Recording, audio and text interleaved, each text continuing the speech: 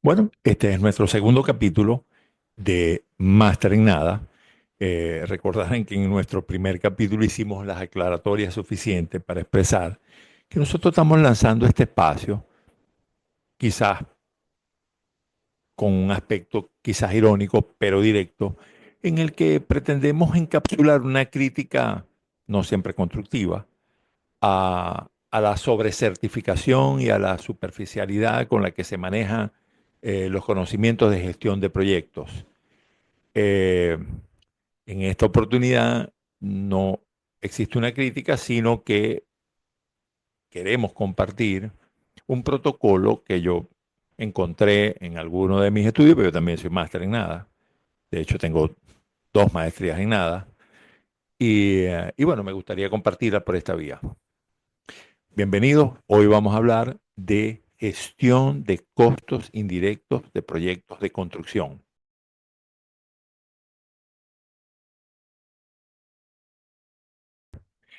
¿Alguna vez vieron la película Moneyball?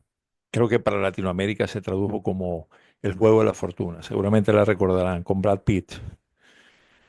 Esta película muestra la guerra que existe, en este caso en el béisbol de grandes ligas, entre los equipos ricos, adinerados, y los equipos pobres. Seguramente esto se cumple casi en todos los, seguramente en todos los deportes que se practican de forma profesional. O sea, no dudo que la misma dinámica se repita, por ejemplo, en el fútbol argentino o en el italiano. Sin embargo, esta película, que es muy entretenida, para empezar, está basada en hechos eh, que, que además muestra muchísimos aspectos de esta dinámica, de lo que hay detrás de cámaras en las grandes ligas. Tiene una cosa que me llama poderosamente la atención, que me encanta, quizás la repito por eso, y es precisamente el poder de los datos. Es decir, el poder que tiene un ratio, un indicador para la toma de decisiones.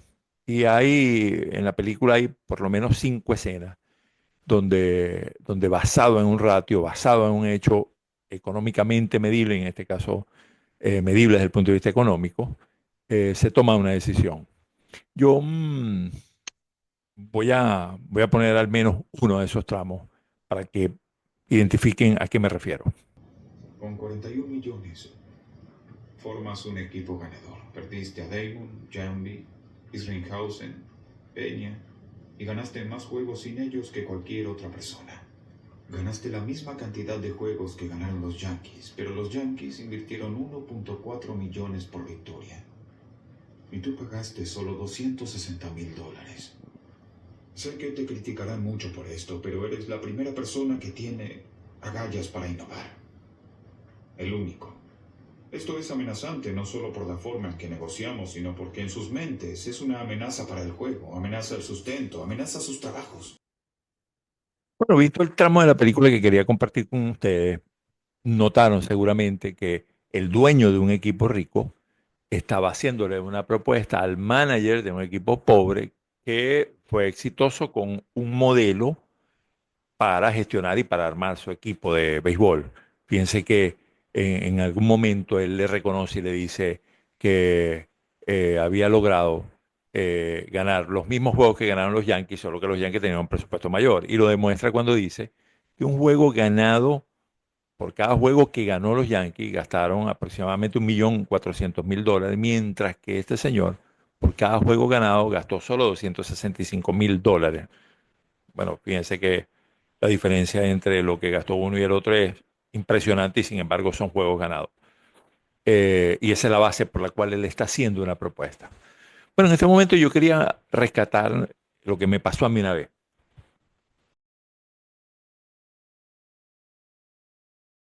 Bueno, hace unos 12 años, quizás más, o 14 años, que ya yo era curioso del tema de costos, ya me había involucrado mucho con el tema de los costos directos y estaba haciendo ya trabajo sobre los costos indirectos.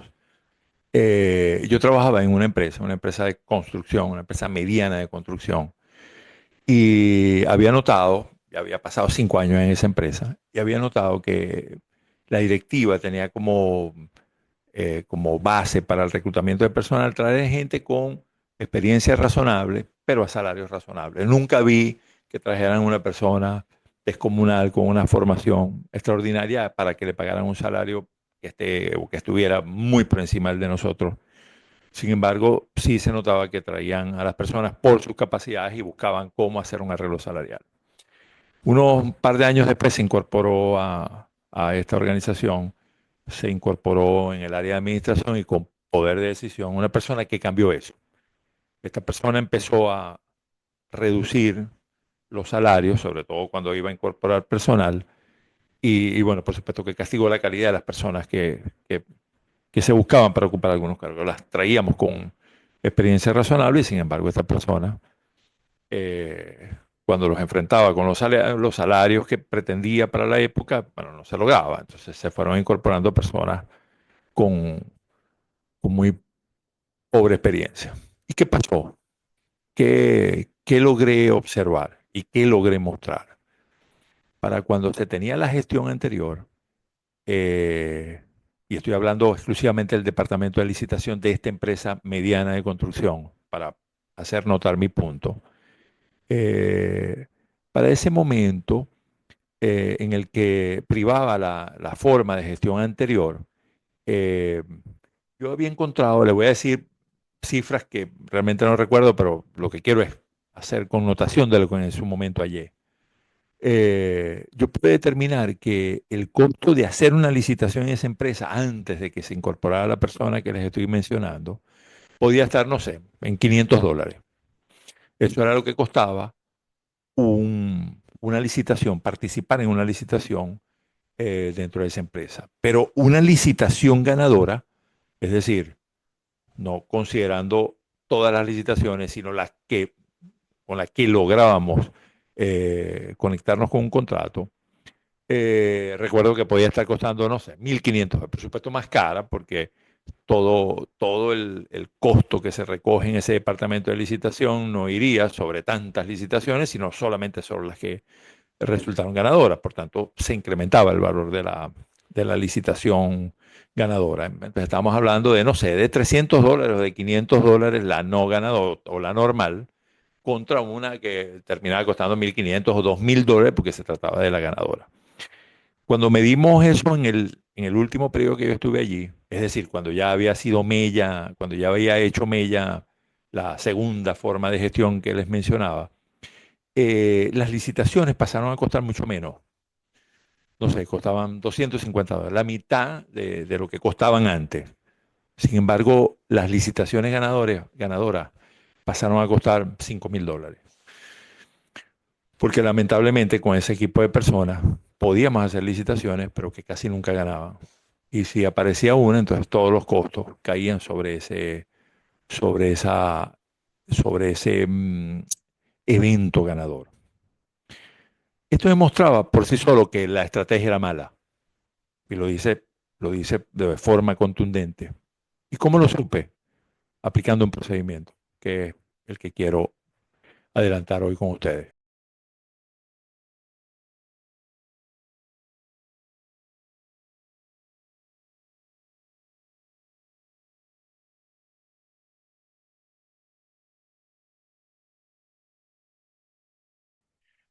Bueno, ¿y qué se requiere para poder establecer estos ratios? Datos. Y tanto este señor, el dueño del equipo de los Medias Rojas de Boston, como yo en mi anécdota, tuvimos que echar mano de información, de datos. Usualmente en las empresas pequeñas y medianas de construcción, los procesos de costeo son los tradicionales, los convencionales.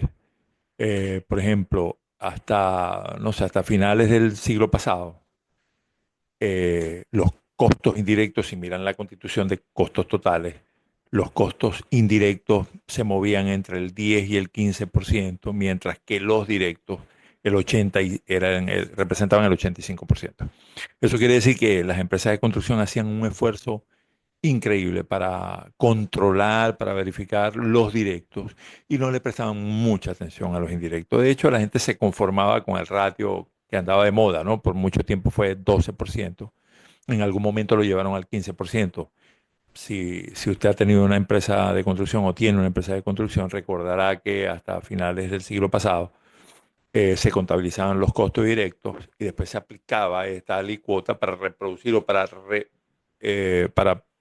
obtener, ganar lo que necesita para cubrir los costos indirectos a través de ese valor que por algún tiempo estuvo en el 12%, luego se movió al 15%. Bueno, parecía que eso era suficiente porque, como ven, la composición, como lo muestra la composición del costo total, la fracción de costos indirectos era realmente baja. Sin embargo, esta cosa cambió, eh, sobre todo en los ambientes latinoamericanos. Por ejemplo, donde yo crecí, eh, luego del año 2000 hasta estos tiempos, eso empezó a moverse eh, de forma alarmante, desde un 15% hasta un 35%, y se pudo haber quedado corto. Lo que antes hacían las personas es que muchos hacían una medición de lo que costaba sostener la empresa durante un año, y me estoy refiriendo a las cuentas indirectas, cuánto se pagaba, no sé, de alquiler de oficina, de electricidad, de personal indirecto que no estaba asociado a los proyectos. Hacían esa contabilización para un año en específico y en base a lo que se podía producir en un año determinaban una alícuota. Este modelo se parece, de pronto le puede sonar costeo directo, ¿no? Eh, Todo lo que representaba los costos variables van directamente al proyecto, pero los costos fijos van directo al periodo. Y el periodo los transfiere a los proyectos o trata de recuperar ese dinero a los proyectos a través de una alícuota, que como les dije, en algún momento fue 12%, luego el 15%, pero para estos tiempos se montó por encima del 30%.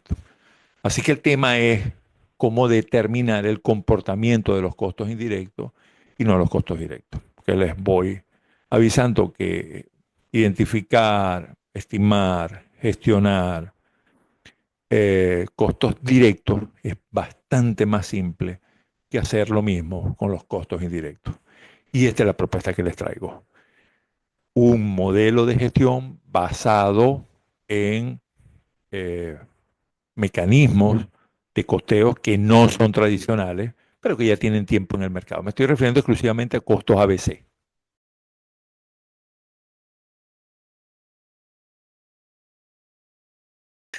Bueno, para hablar un poco de cómo, de cómo pasarnos a un modelo de costeo que realmente eh, se ha vuelto, digamos que costoso de implantar, sobre todo para empresas pequeñas y medianas, porque una empresa grande probablemente tenga los recursos apropiados o los puede pagar asesores, inclusive puede hacer cambios en su informática, en sus sistemas informáticos para adecuarlos para este proceso de levantar información, procesarla y transferir esto a un sistema de costeo diferente como el que todos conocemos. Sin embargo, en las empresas pequeñas esto no es posible.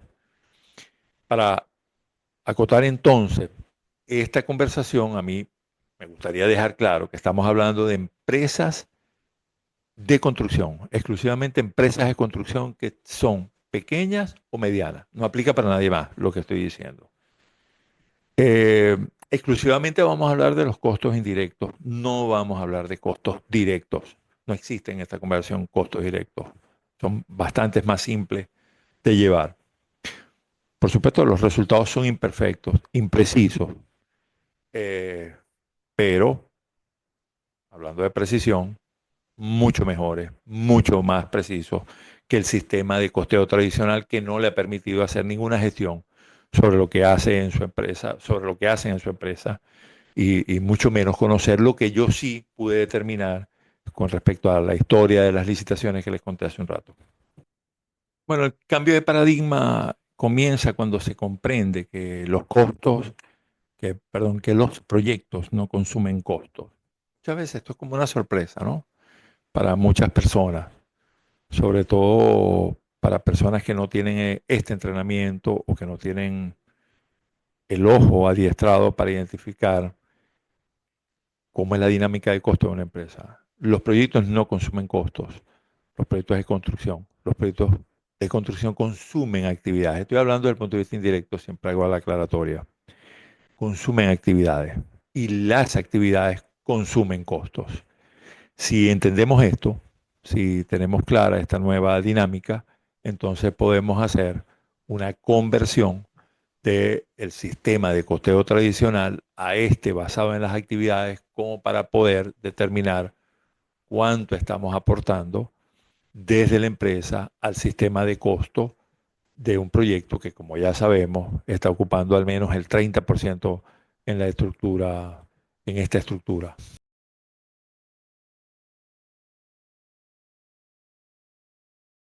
Bueno, paso a imaginar que al menos usted cuenta con en su empresa con información de primer orden que seguramente le lleva al sistema contable con referencia a estas cuentas que son de naturaleza indirecta.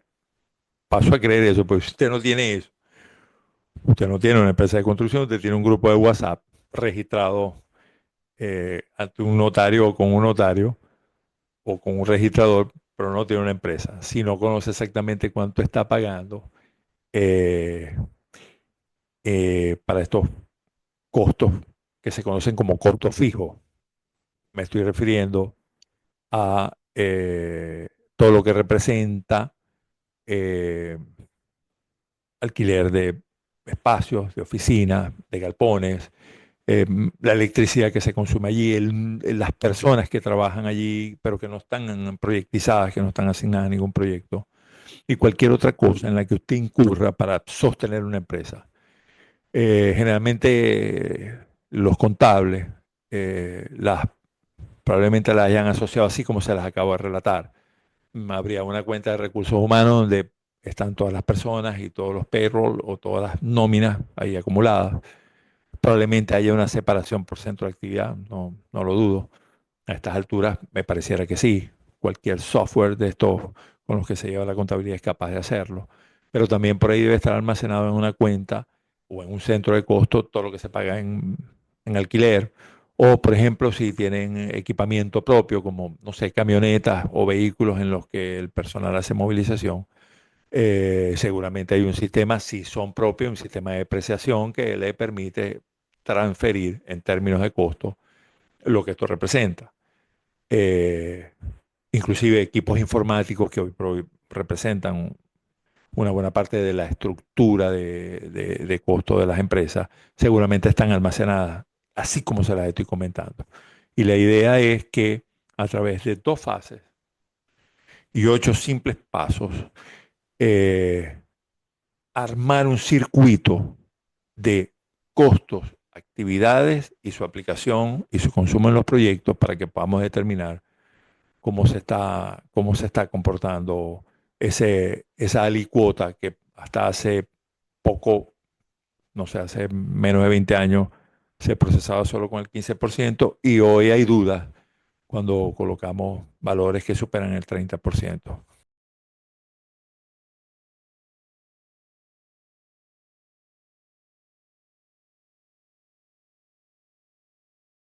Y sí, solo son 2 fases.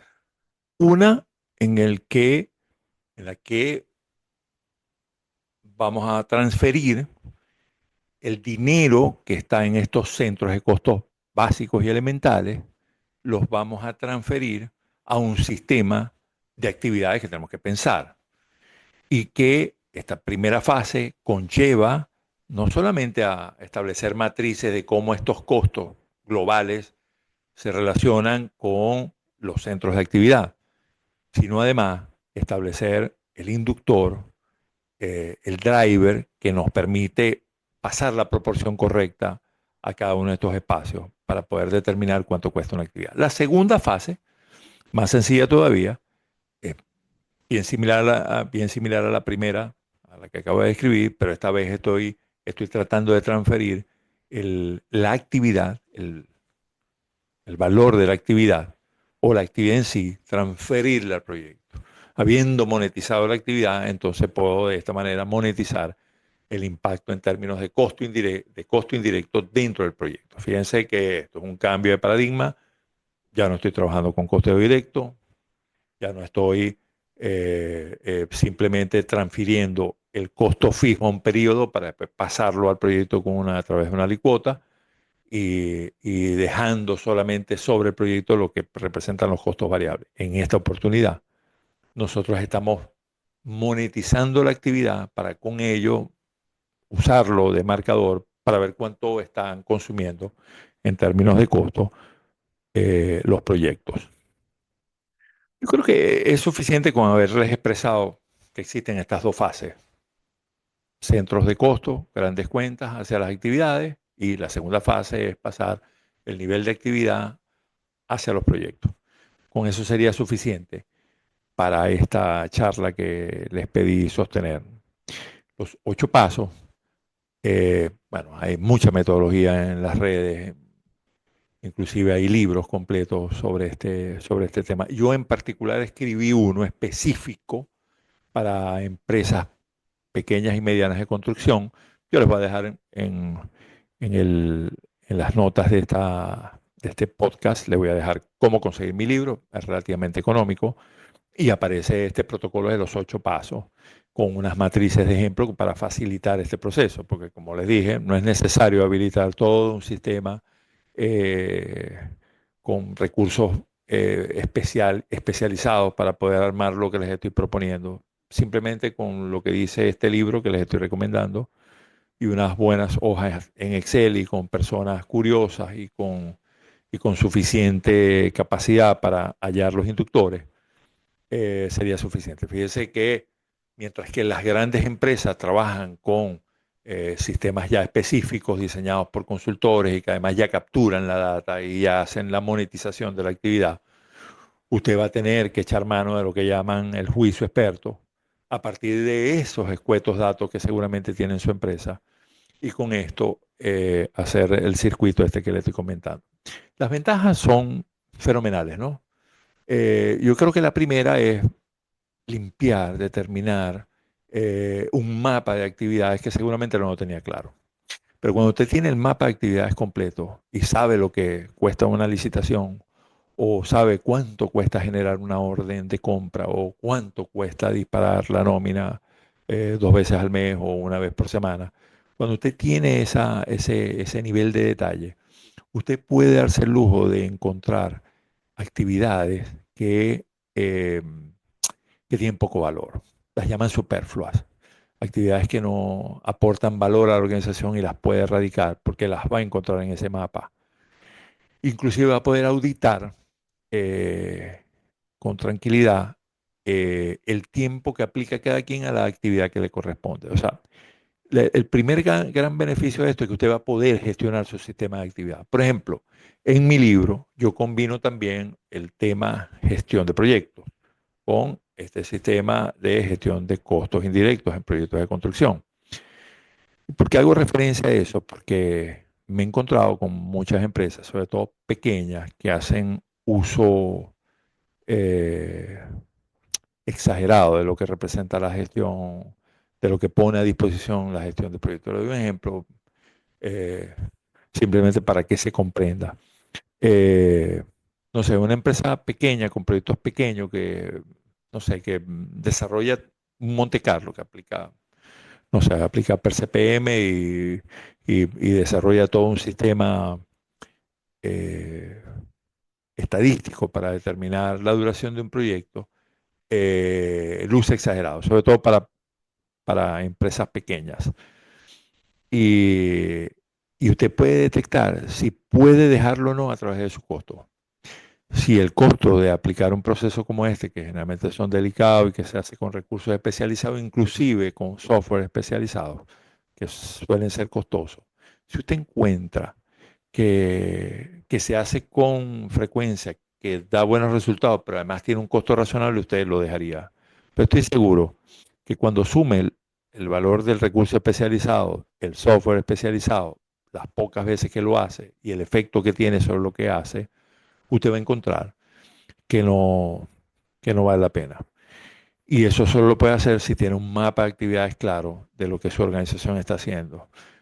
Advierto entonces que la gestión de proyectos, que tiene muchísimas herramientas, no siempre no siempre aplican, ¿no? O sea, debería haber una relación entre lo que cuesta aplicar la herramienta como tal y los beneficios que trae. Pero los beneficios que trae, esa relación costo-beneficio no la va a poder determinar si usted no tiene un trabajo como legal, que le estoy proponiendo desarrollar esta noche. Esa sería la primera gran ventaja. La segunda gran ventaja es saber empezar a construir lo que sus proyectos consumen en términos de actividades.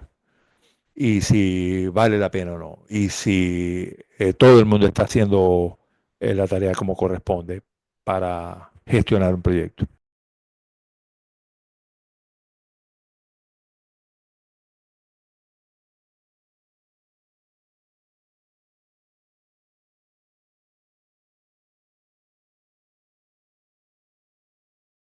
Bueno, hoy les narró para ustedes Oscar. Merlin hoy no me acompañó.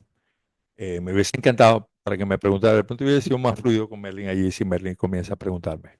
Les prometo que para nuestro tercer capítulo, Merlin va a estar allí con nosotros y vamos a traer un tema de interés. Les abrazo.